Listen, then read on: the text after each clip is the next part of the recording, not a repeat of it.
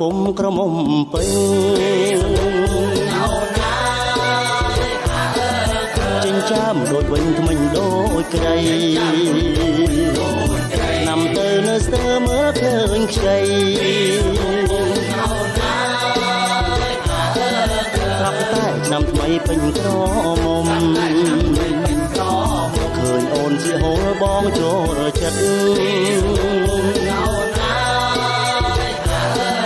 សងខ្ញុំដូចផ្លិតសិនត្រសុំបើចាប់មករំចំរួបខ្ញុំកុំចែកចៅតាមផ្លូវធ្លា